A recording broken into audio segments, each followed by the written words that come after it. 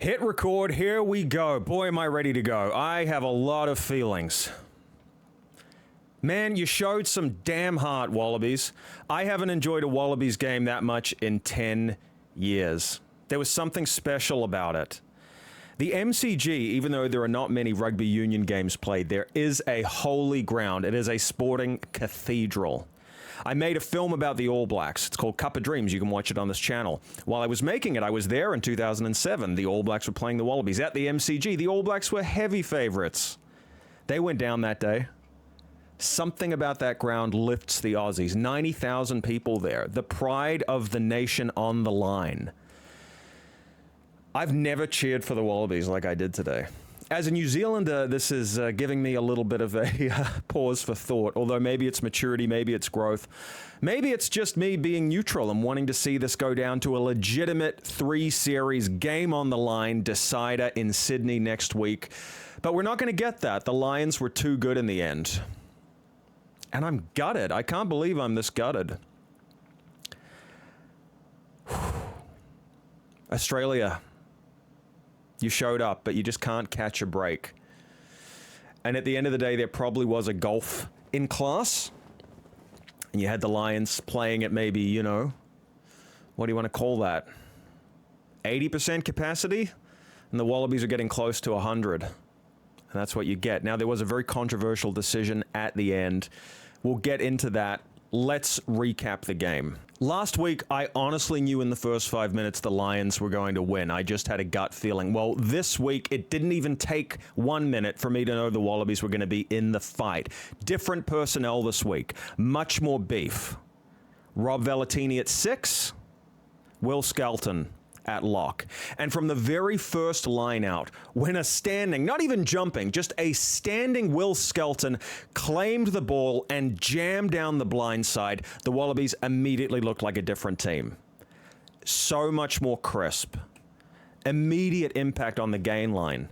The next line out, they go long to who? Valentini. So just that switch of Skelton and Valentini coming in made a world of difference, because last week all of the ball carrying fell on the courageous, willing, never say die captain Harry Wilson, who nevertheless does not rumble over the gain line like a Gleeson, like a Skelton. They needed more big bodies on deck. They got that this week, and it transformed the Wallabies. And what you saw with Valentini was that he was drawing defenders to him. That was his value. It wasn't just that he was always going to crunch it over the gain line, but he drew defenders in like moths to a flame, and then the ball could go out the back door. The Wallabies start finding space in the wider channels almost immediately in this game. And there were early signs that the Lions were pretty rattled. You saw Finn Russell firing a ball to absolutely no one, went straight over the touchline. Maybe he was aiming for the touchline referee. Wow. No chill.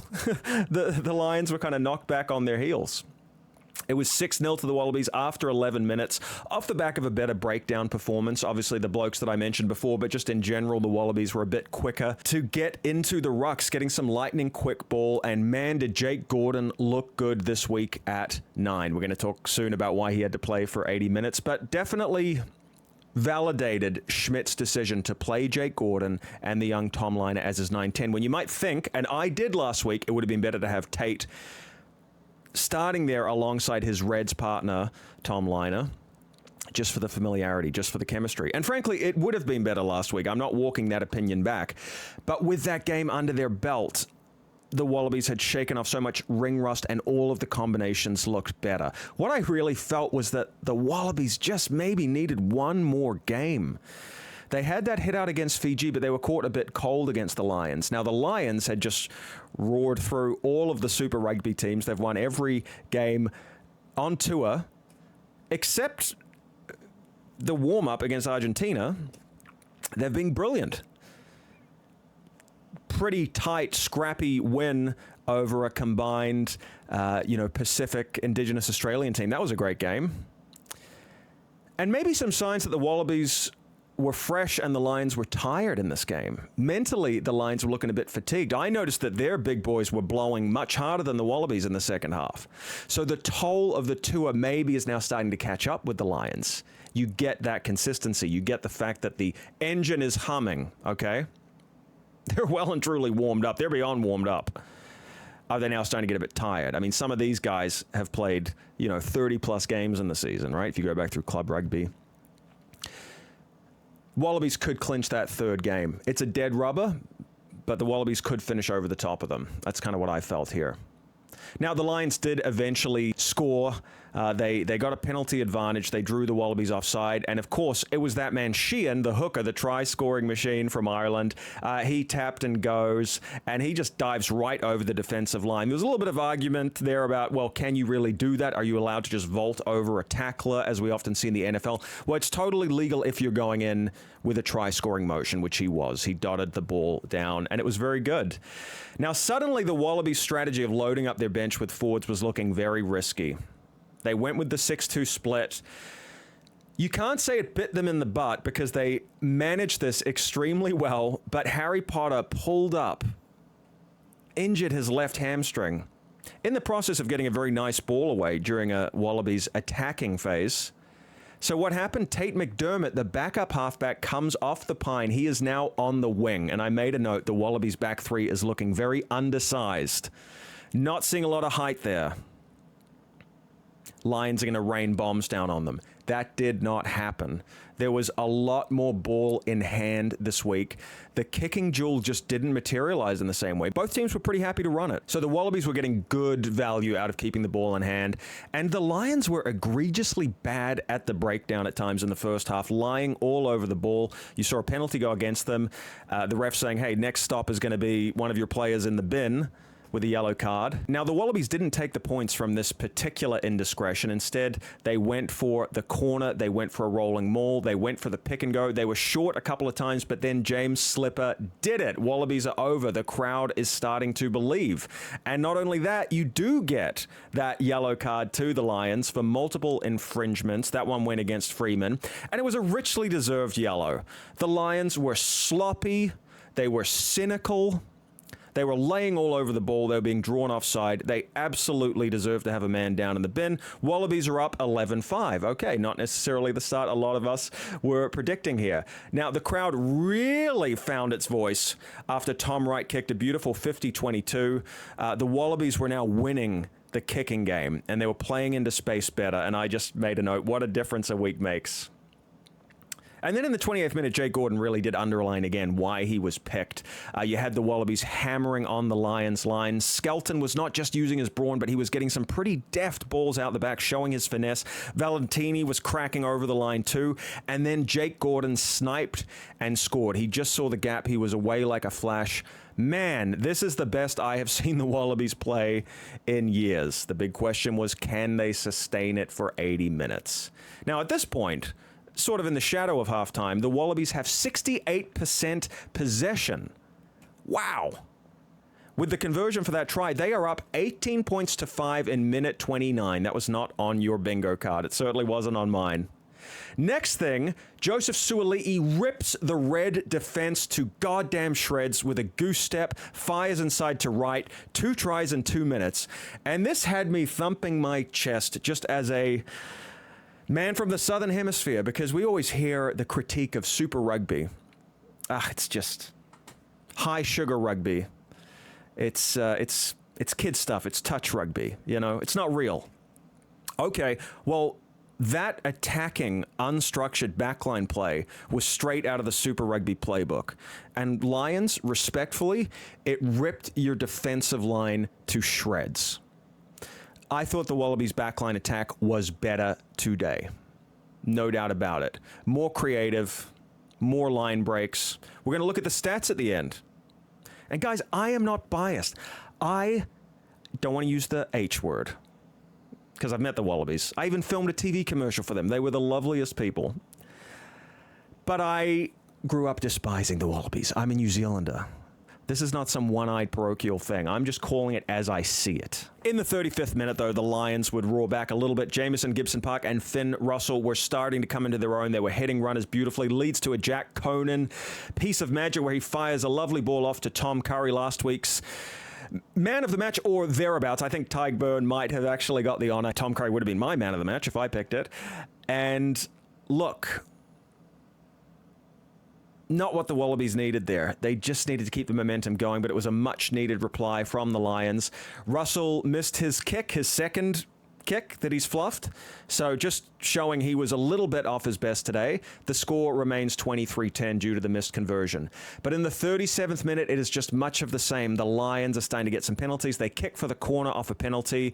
It was Sualli'i coming basically into a ruck on the side, and we just got a bit of rinse and repeat here. Nothing fancy, a bit of movement, a bit of nice handling, and a somewhat easy try as Hugh Jones cuts through the tackle of Tate McDermott. The Lions were more efficient. I've been hyping up the Wallabies a lot. Let me be clear. The Wallabies had to work very hard for their tries. The Lions were able to pull the trigger very quickly. So there's a big congratulations coming to the Lions. I don't want you to think this is all about trashing the Lions and lamenting that the Wallabies didn't get up. But full credit to them for that. Now, the Wallabies went into the halftime break needing to stop the bleeding. They needed to regroup because now it was 23-17. At one point, they were leading by 18 points, so you hated to see that. Now, at the break, Lange Gleeson replaced Valentini. That was definitely a pre-planned move. You knew that Valentini, coming back from injury, probably didn't have a full tank of petrol. I'm sure Schmidt said, listen, buddy, give it hell for 40 minutes. That's your job. Smash anything that moves on defense, cart the ball up, get us go forward ball, give me 40 minutes, that's all I need from you. Huge tick. Valentini absolutely did that.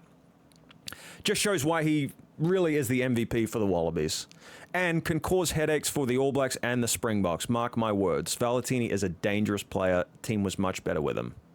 Well, what do you know? Finn Russell's off night continues. Kicks the ball straight out on the full. It was just a catalogue of errors for Russell. He would have the last laugh, though. But that's what happens when you have a pack going backwards. I mean, we saw how he pulled the string so well last week as the Lions gained ascendancy at the breakdown. This time, a bit less time and space. A little bit more crappy ball on the back foot. Looked like a different player. In the 52nd minute, the Wallabies got a very long advantage. But one of the features of the Wallabies attack was how well Tate McDermott was doing on the wing. I mean, my initial thought was, oh boy, the 6-2 split has really backfired on the Wallabies. Actually, Tate was great on the wing. His height wasn't really tested. It just shows he is a skillful enough player, fast enough. He could probably fill in just about anywhere in the back line. Really impressive stint from him. And the Wallabies took the points here just to keep applying a bit of scoreboard pressure. Next up, we had a brilliant breakout from the Wallabies. Jorgensen was instrumental in making the break. How good has he been on the wing? That schoolboy sensation is really carrying on now, finding his feet as a Wallaby. Fraser McWright casts the ball up. It goes out to Joseph Sualli'i, and one of the best tackles you'll ever see. A much-needed spot tackle. Before Sualli'i could get the ball to his outsides, Tom Curry absolutely drilled him in midfield. And that was Tom Curry's last act of the game. It could have been the most important act of the game because you did just feel that the Wallabies had the momentum there. If the ball went out wide, I felt like it was probably a sure try. Alice Genge comes on for the Lions. Jack Morgan comes on, so we finally have some Welsh representation. And Genge immediately made his presence felt. There was a crushing Lions scrum at minute 55, leads to penalty advantage. So Genge was immediately a factor in crumpling the Wallabies' front row, and that's where I started thinking, okay, little bit of some worrying signs here. If this thing slows down a bit, becomes a little bit more of a set-piece battle, advantage Lions. Still mistakes, though, from the Lions. Just a bit of a rattled performance this week. Like I said, a bit of fatigue. Gibson Park, box kicked into touch. The Lions halves not at their best. But in the 59th minute, Tyburn scores in the corner after some good fast recycling, and Russell's snappy wrists got the ball into space for the Lions. And that did come off a surging bust from Bundy Aki, who's about 35 now. Could have lost a yard of pace over the years, but he certainly hasn't lost any power. And, man, you know, you have to give a shout-out, to James Lowe, the Irishman, who just got a beautiful ball away to Burn. Wallabies needed to counter here, and they did. They brought on Carlo Tizzano in minute 60. Bring a bit more firepower to the breakdown. And the Wallabies did earn some pill to attack with, but the crunching Lions defense sent them back 15 meters on one particular attacking phase. The Wallabies regathered it, but they got isolated, and Itoje gets in there, stuck into the breakdown. Suddenly, we're right back down in the Wallabies' red zone. The Lions stack up the phases, but Tizzano comes up with a massive penalty. One of the biggest turnovers of the year in international rugby. Whew, because you just felt if the Lions scored there, they were just going to keep strangulating the Wallabies. Lions go for the killer blow, but again, a turnover from Langy Gleeson.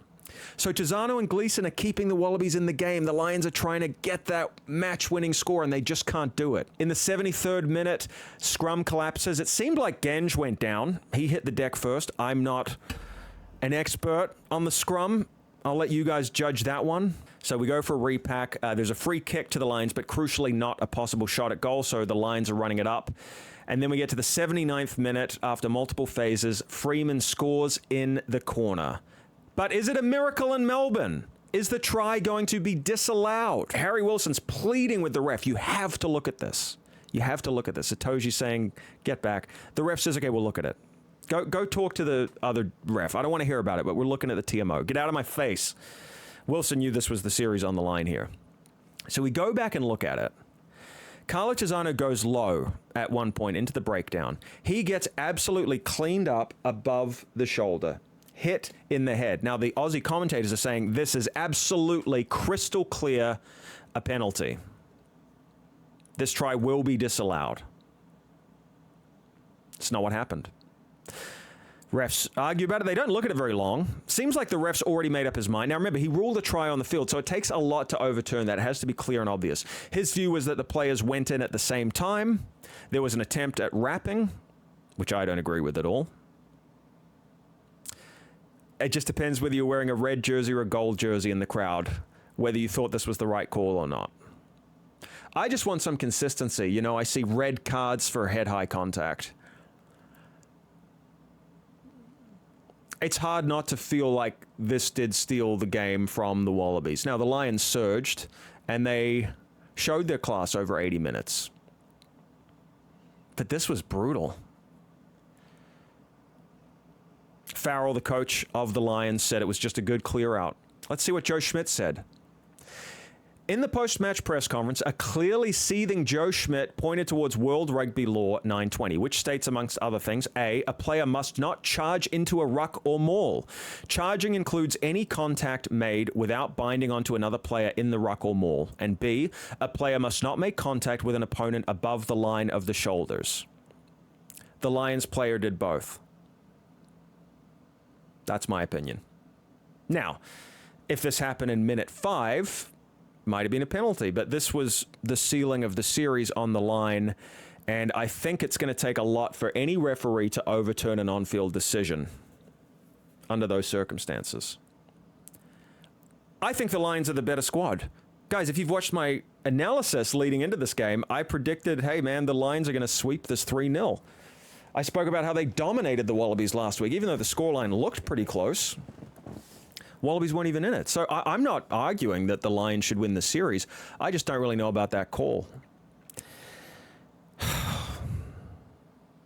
Whatever the case, the Wallabies made this a game that went down to the 79th minute. You wanted them to win at least one, and they might yet in Sydney. They have more to play for. With the Lions having won this series unconsciously, they might button off now. Maybe the Wallabies just have the point to prove in Sydney. I hope so. 2-1 would be more flattering than 3-0. But at a bare minimum, even if this series does go 3-0, you needed the Wallabies to make a fight out of it, and they did that in this game. They so bravely, courageously, valiantly came close to winning this game, and they just couldn't do it.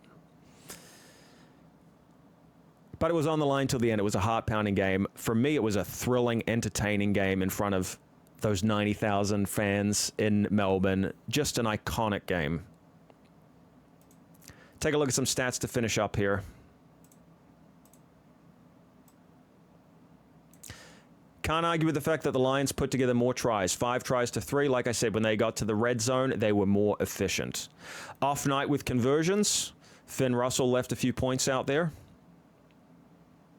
If you look at the line breaks, though, Australia had 9-4. And to me, that's the tale of the tape. The Aussies were more creative, more effective in unstructured play, better with the kick return. Made the Lions really suffer when they ran the ball back. And the Wallabies are coming for the Box and the All Blacks. I think the Wallabies are going to be a lot tougher than last year in the Rugby Championship. Turnovers lost. Look at that. Lions were beaten at the breakdown. Langy Gleeson was great. Valetini was great. Skelton was great. Amazing breakdown effort from the Wallabies. They can win next week if they replicate that. So there you go, guys. Series is over. Let me put any bitterness aside. Congratulations to the Lions and their fans. You absolutely deserve this. You have, I believe, the better team overall, and there was so much class shown to finish this game strong. To win it back when you were at a deficit shows a lot of heart and composure. So let's just put all my other comments aside, and I do sincerely want to say congratulations. Got the job done. All right, guys. I'll be back soon to...